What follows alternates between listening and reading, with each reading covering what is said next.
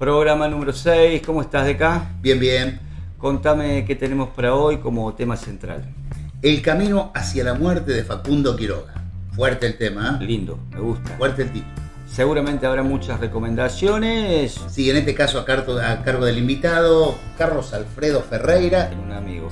Y las noticias de ayer. Una relacionada con la sociedad cordobesa. Bueno, ¿vamos? Vamos.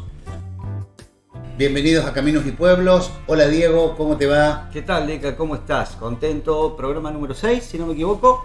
Totalmente, programa número 6. Bien, agradecemos a la gente que se ha comunicado con nosotros para saludarnos, para comentarnos que ha visitado el sitio web que es caminosypueblos.com.ar, la publicación digital en donde subimos todos los contenidos.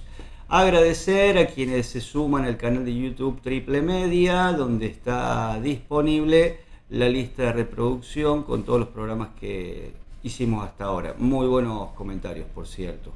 Te llegan a vos también, ¿no? Algunos llegan también, sí, obviamente. Bueno, hoy tenemos, como lo anunciamos un poco los titulares, un tema central especial. Sí, ya pronto es el aniversario, un nuevo aniversario de la muerte de Facundo Quiroga, el 16 de febrero. Entonces, bueno, hoy vamos a hacer un programa referido a él. Bien. Titulado El camino hacia la muerte de Facundo Quiroga. Me spoileaste, ya sé cómo termina la serie. Che, no, pero está bueno que me pongas un poco en situación geográfica y temporal.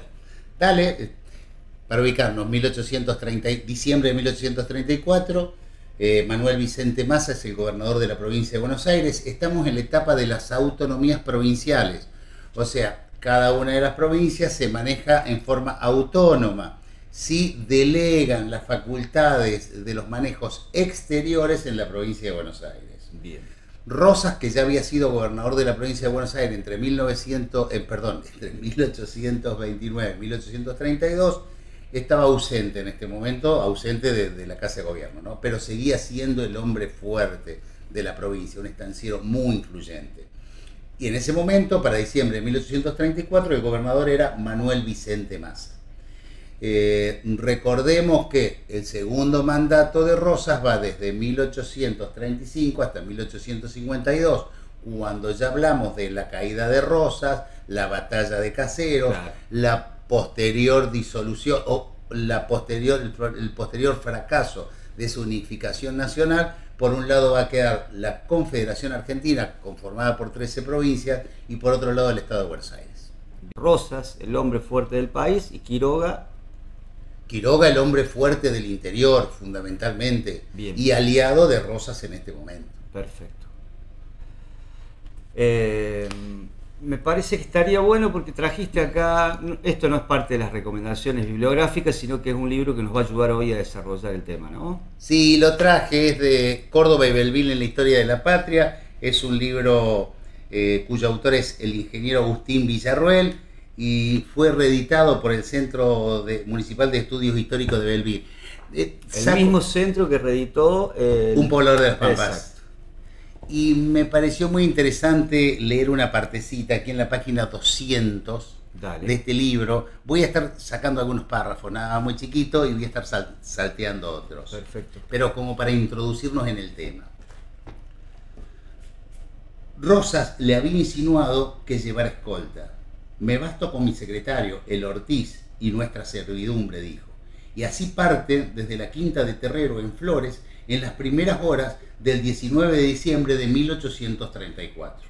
La galera oficial atraviesa velozmente las pampas onduladas de las provincias de Buenos Aires y Santa Fe. En las postas se preocupa él mismo de acelerar el cambio de los caballos de tiros. Vamos a otra parte. Ya entra a la provincia de Córdoba por Cruz Alta, todo un presagio. Lo preocupa, lo obsesiona la celeridad del viaje. Poco antes del mediodía del 23 llega a la posta de Fraile Muerto. El río Tercero está en creciente de banda en banda. Perdón, está ahí. Estamos en Belville, Fraile Muerto. Fraile Muerto, lo que hoy es Belville. Bien. Debe vadearlo sobre una chata con galera y todo.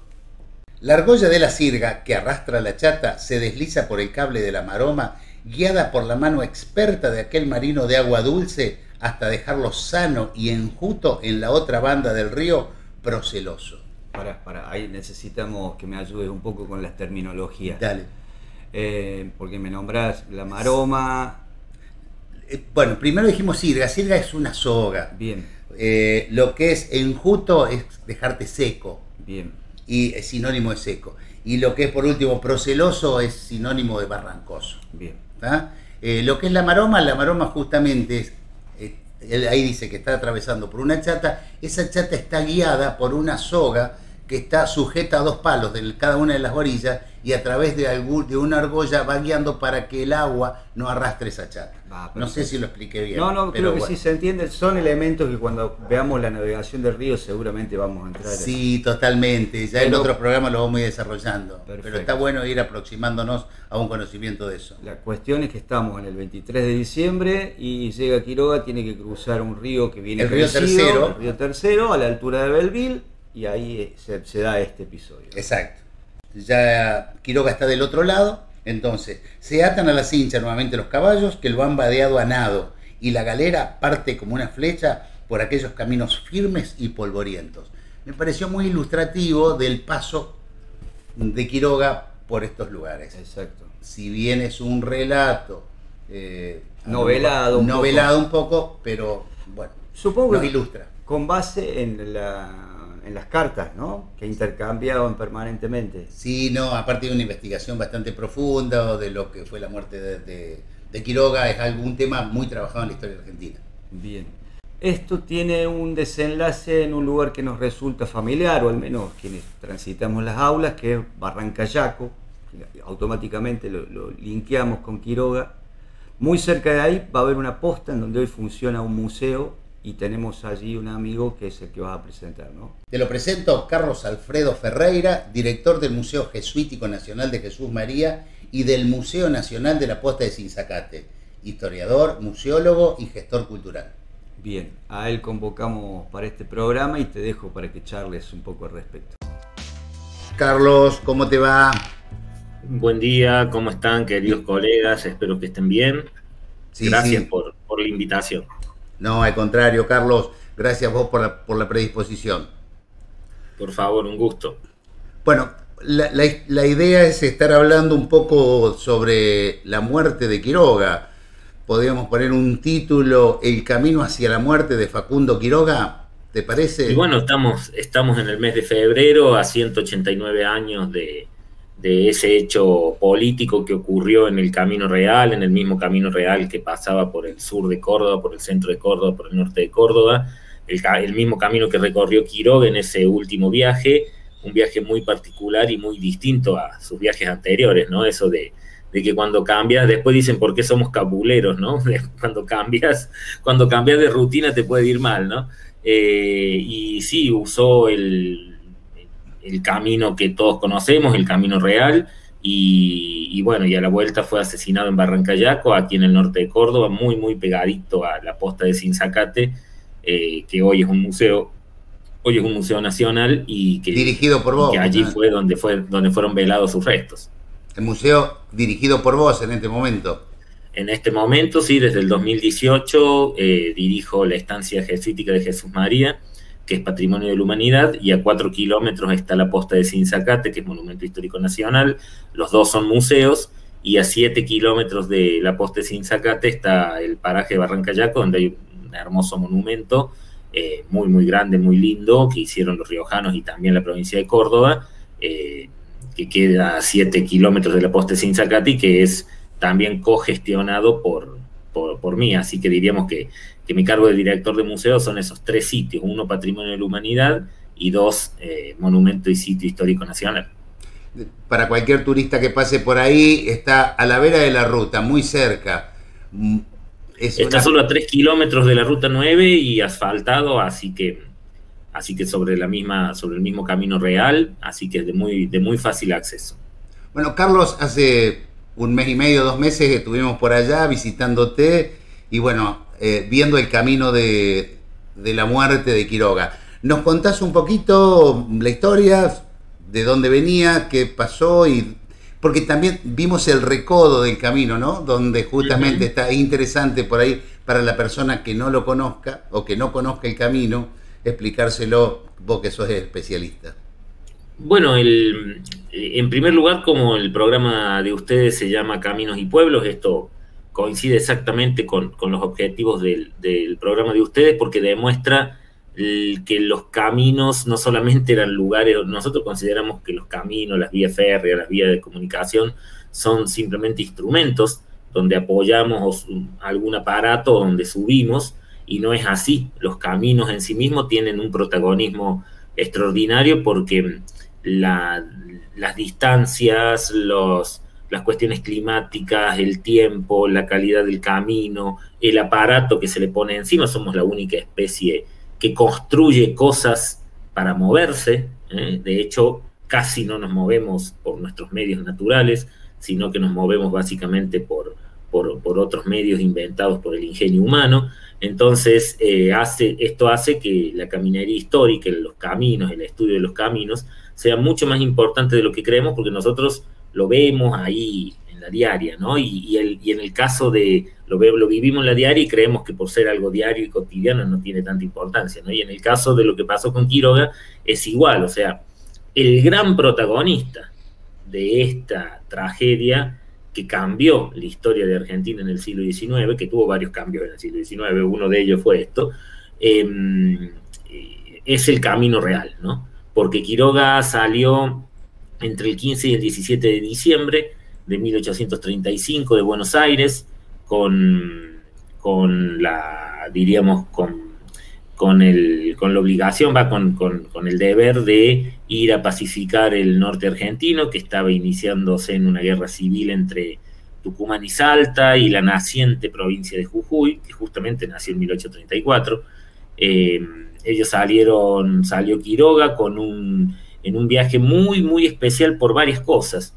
La primera particularidad es que Quiroga iba como delegado del gobierno de la provincia de Buenos Aires.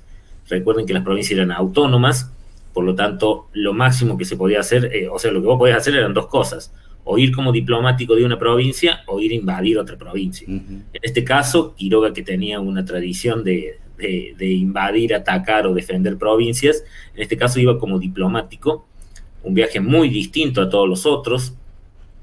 Partió también en una de los elementos de locomoción más modernos de la época, que era una galera Sopanda traída de Estados Unidos, nuevísima, que se la prestó un estanciero de la provincia de Buenos Aires. Además partió sin una custodia verdaderamente armada, ¿no? Es decir, Quiroga partió, acompañado de una custodia, 6 custodios, más su secretario, más un par de correos que aprovechaban el viaje. Cada tanto se cambiaba con los postillones en las postas. Es decir, era un viaje más normal, diríamos, sin tantas armas, unas armas mínimas para defenderse de algunos bandoleros, considerando que esa galera iba a llamar la atención, porque era muy nueva, y considerando que llevaba muchos caudales guardados bajo llave, debajo de los asientos y en algunos compartimientos medio secretos de la galera. Llevaba mucho dinero y llevaba también mucha ropa de recambio. O sea, era una galera muy cómoda, muy cómoda. Y bueno, y salió, como te digo, en esa fecha. Recibió algunas comunicaciones de Rosas entre medio. Rosas todavía no era gobernador de la provincia de Buenos Aires, era Massa, que era su socio político, y mandó un par de cartas, un par de chasquis que alcanzaron el carruaje, y se lo dieron. Quiroga las contestó. O sea, por eso se sabe más o menos por dónde pasaba por el camino real clásico, tanto la ida como la vuelta.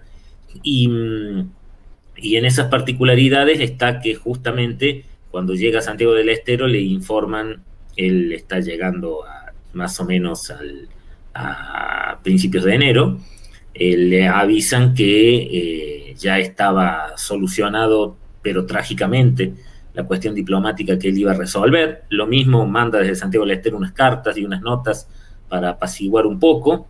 Se queda un mes en Santiago del Estero, esperando la respuesta de esas cartas que había mandado, a ver si la cosa se había apaciguado, aunque ya se había resuelto, pero para asegurarse que se había apaciguado entre los caudillos del norte. Y una vez que tuvo la promesa de que eso se había solucionado, y con su prestigio y su propia presencia cerca del lugar, y habiendo descansado, recuerden que Quiroga tenía 54, 55 años, y sufría de un reuma agudísimo por haber estado arriba del caballo desde los 6 años, un reuma muy grave, que le atacaba a veces, él lo cuenta en algunas cartas, de manera muy, muy, muy fuerte. Y bueno, emprende el regreso el 11 de febrero. Se sabe muy bien todo lo del regreso porque mandó varias cartas, porque le llegaron algunas cartas incluso advirtiéndole lo del atentado. Le llegaron cartas a la ida y a la vuelta. Y bueno, y justamente como decís vos, en un recodo en Barrancayaco, en un paraje que tiene la particularidad que todavía hoy conserva ese recodo y está el lecho del arroyo que en aquella época tenía agua, y que ese arroyo más el recodo, más el monte Tupido, hacía que cualquier viajero tenía, por más buen vehículo que llevara, tenía que disminuir la velocidad para cruzar esos apenas 100 metros entre recodo, porque una coincidencia que hubiera un recodo y un vado, ¿no? Un recodo y un vado te obligan, incluso hoy, a disminuir la velocidad, así que más en aquella época, y bueno, allí aprovecharon los asesinos para matar a Quiroga, toda su comitiva. Se salvaron solo 2 que venían más atrás y escucharon los tiros y los gritos, y bueno, y ahí comienza a cambiar primero la historia de Córdoba y en segundo lugar la historia argentina, ¿no? Carlos, ahí en el memorial, donde está la emboscada y donde una partida termina con su vida, también están las cruces de los demás emboscados, de los demás muertos que vos estás diciendo. Así es, es un monumento muy lindo. Están las cruces son 9 cruces, están 2 bustos de Quiroga, uno muy, muy grande, muy lindo, aportado por la provincia de La Rioja hace unos 10 años. Bueno, está muy bien decorado, tiene 3 mástiles para la bandera argentina, la de Córdoba y la de La Rioja. Ahora estamos gestionando que haya un 4º mástil, porque también tendría que estar la bandera de San Luis, ya que su secretario, José Santos Ortiz, era el primer gobernador, fue el primer gobernador constitucional de San Luis, durante 2 periodos, y después fue secretario de Quiroga.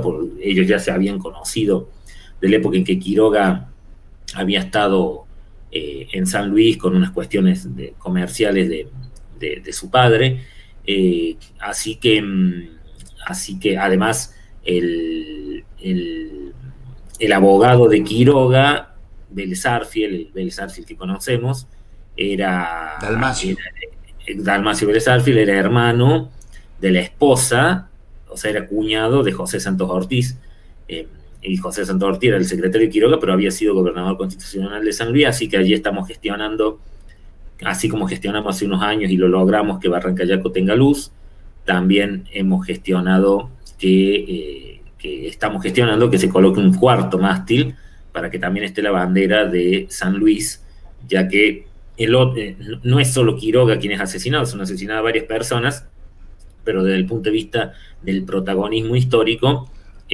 uno de ellos había sido gobernador de San Luis, así que también tendría que estar la bandera de San Luis, ¿no?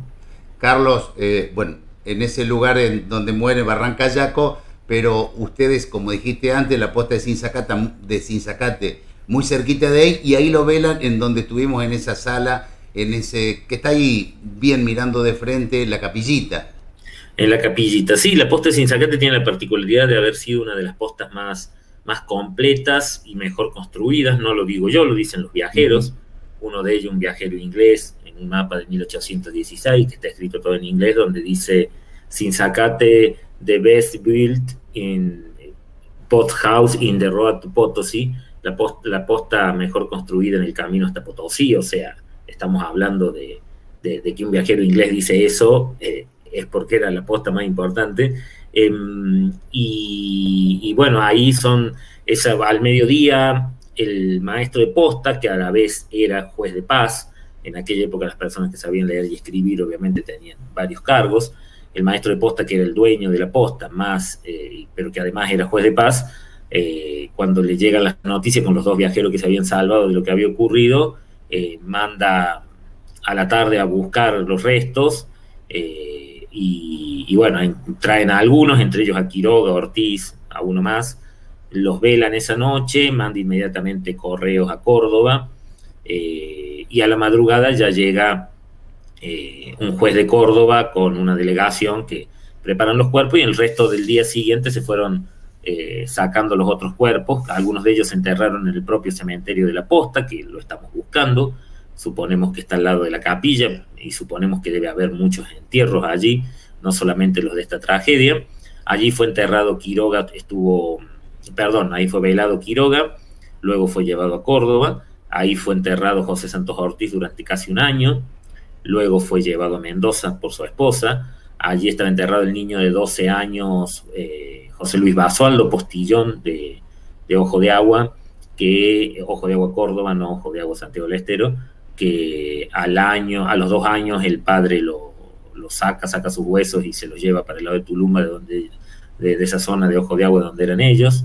Así que es el protagonismo del camino y de la posta de Sinzacate son muy importantes. En la posta de Sinzacate es donde le hacen la primera preparación al cuerpo de Quiroga. Pensemos que habiendo sido asesinado cerca de las 11 de la mañana, con los calores de febrero, siendo su cuerpo recuperado a la tarde, a eso de las 19 horas, y hasta que llegó la delegación de Córdoba a la madrugada, el cuerpo se habría deteriorado y bueno, todo el trabajo que le hicieron con vinagre y cal debe haber sido bastante precario, y bueno, diríamos que el protagonismo del lugar es muy, muy importante, ¿no? en la historia argentina. Bueno, y un trabajo que nos debemos para más adelante, ¿no? Trabajar el Camino Real, que en nuestra zona, en la provincia de Córdoba, ingresa por Cruz Alta, bueno, pasa por Saladillo, pasa por Fraile Muerto, lo que era Villanueva. Bueno, es un trabajo que nos debemos más adelante también, Cabo, un compromiso. Sí, lo mismo de la parte sur, ustedes lo tienen bastante estudiado. Sí.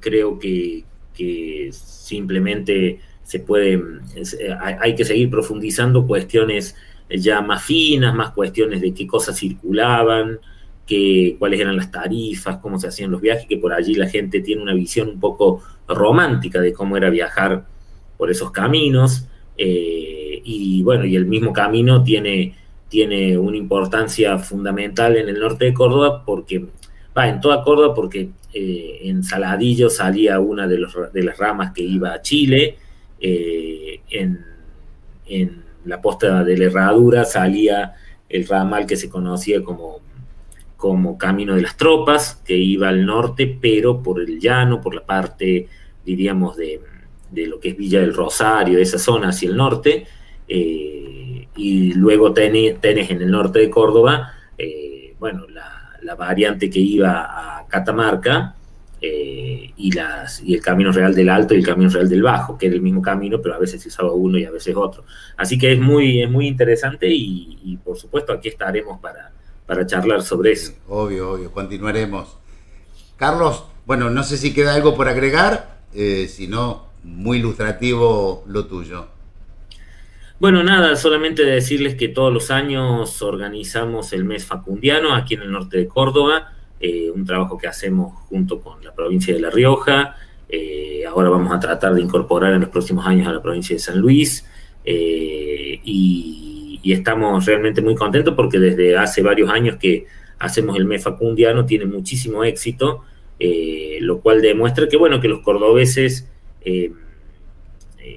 sabemos que nuestros coterráneos que hicieron semejante crimen político no tienen ningún monumento en Córdoba. Los 4 hermanos Reina Fe y Quiroga sí los tiene, y bien merecido, ¿no? Además, también con ese criterio de romper los viejos moldes, los viejos panteones de próceres del siglo XIX, donde Quiroga entraba en el grupo de los próceres malos, primero por el Facundo de Sarmiento y después por la historia de Mitre, y bueno, y sabemos bien que la historiografía no solo cambió, sino que también la mirada sobre estos personajes cambió, y así como los salteños tuvieron 100 años luchando para reconocer que Güemes era uno de los padres, para que la nación reconociera que Güemes era uno de los padres de la patria con el mismo nivel que Belgrano y San Martín, bueno, también nuestro objetivo es que se reconozca a Quiroga como uno de los padres del federalismo, de este federalismo trunco que tenemos en Argentina, pero federalismo al fin, que bueno, que a lo mejor en algunas décadas logremos consolidar este tipo de homenaje, ¿no? Antes de cerrar, nos quedan las recomendaciones bibliográficas, que en este caso te corresponden a vos. Bueno. Hay muy buen material. Lo último que ha salido es este libro de Facundo, el Tigre de los Federales, de Víctor Robledo, de mi amigo Víctor Hugo Robledo, un historiador riojano que además de buen historiador escribe muy bien, está muy lindo. Este es de la colección Caudillos de Marea Editorial, que dirige Brienza. Realmente recomendable, muy lindo, lo dirige Hernán Brienza. Luego tenemos un trabajo científico extraordinario, que es Los hijos de Facundo, de Ariel de la Fuente, donde estudia cómo se forma la imagen de Quiroga a lo largo del siglo XIX. Un trabajo imperdible. Impresionante. Impecable, de Prometeo Libros, muy recomendado. También tenemos uno que se lo consigue, se lo puede descargar en la web, es de muy fácil acceso, que es Las muertes de un caudillo, la historia del cuerpo de Quiroga, de Daniel Shavelson y Patricia Frasi, dos arqueólogos que hacen un trabajo sobre las distintas, por donde hay, mira que hay cadáveres en Argentina que han circulado, uno de ellos ha sido el de Quiroga, ¿no? Así que esa como recomendación. Hay muchísimo más, ¿no? Sobre Quiroga tenés desde el Facundo de Sarmiento, que es quien crea el mito, quien lo pone a Facundo Quiroga en el centro de escena. Nosotros, todos los historiadores, creemos que el Facundo hace famoso a Sarmiento, pero el Facundo también hace famoso a Quiroga. Y bueno, no es que lo creemos, sabemos que es así, y bueno, así que invitarlos a todos a seguir leyendo sobre este personaje inagotable que fue el brigadier general Juan Facundo Quiroga. Bueno, es bibliografía introductoria al tema. Sí. Bueno, lo de la fuente, Los hijos de Facundo, caudillos y montoneras en la provincia de La Rioja, es ya un trabajo de mucha profundidad, ¿no? Bueno, Carlos, muy agradecido. Nos seguiremos encontrando en Caminos y Pueblos, en otros recorridos. Por favor, un placer, un gusto, ¿eh? Gracias a ustedes. Bueno, Deca, muy interesante la charla, siempre es un placer hablar con Carlos, siempre nos aporta muchísima información. Está bueno para que la gente siga el sitio web de la estancia, que está con mucha información. Es un museo activo permanentemente, con programación durante todo el año. Lo pueden seguir en las redes sociales, siempre está bueno mantenerse informado sobre las actividades que allí se organizan. Una maravilla la charla. A mí me gustó. Hay algunas cositas que me quedaron en el tintero. ¿Cómo cuál? Por ejemplo, acá sobre el final, que tiene que ver con el desenlace de Quiroga, menciona a los hermanos Reinafé. Sí, Reinafé. Ubícamelos. Bueno, los hermanos Reinafé son hacendados de la zona de Tulumba, ahí al norte de Córdoba. Eran 4 hermanos. José Vicente, el mayor, era gobernador de Córdoba en ese momento. Fue gobernador de Córdoba de 1831 a 1835. Sus hermanos Francisco, José Antonio y Guillermo. Justamente este Guillermo es el que ordenó al capitán Santos Pérez, muy allegado a los hermanos Reinafé, asesinar a Facundo Quiroga, hecho que sucede el 16 de febrero de 1835, como ya lo aclaramos. Bien. Posteriormente, José Vicente, Guillermo y Santos Pérez son acusados y condenados a muerte y son ejecutados en 1837, 2 años después. José Antonio había intentado huir, pero fue capturado y muere en la cárcel en 1837, un poquito antes de que sus hermanos hayan sido ejecutados. Por último, hablemos de Francisco, que había huido a Uruguay, pero continúa en las luchas, interviniendo en las luchas civiles y termina muriendo en 1840. Perdón. En definitiva, para 1840 los 4 hermanos Reinefect habían desaparecido. Bien, pero justamente me llamaba la atención por la reivindicación que él hace, cómo quedó en la historia Facundo, mientras que sus ejecutores los tenemos que rastrear, pero no son nombres comunes para lo que sabemos de historia nacional, ¿no? Me parece que esta vuelta, el revisionismo histórico, lo mismo que pasó con Rosas, como en algún momento de la historia estos próceres están más ocultos y en otros sí sobresalen. Pero como en toda disciplina, son personas que están en disputa permanente, en el claro sentido de que hay historiadores que te lo reivindican, otros que no, y hay distintas líneas de pensamiento, y esas líneas de pensamiento se reflejan en cómo contar la historia también, no podemos ocultar eso. Entonces vas a seguir encontrando gente que defenestre a lo que eran los caudillos de la época, y gente que lo va a empezar a reivindicar. Por eso también nos gusta tener siempre varios puntos de vista. Les recordamos nuevamente que visiten nuestro sitio web. En la mayoría de los temas siempre tratamos de buscar varias campanas, sobre todo en las historias de las localidades y en algunos temas históricos en donde la historia de la patria pasa por esta parte del centro del país.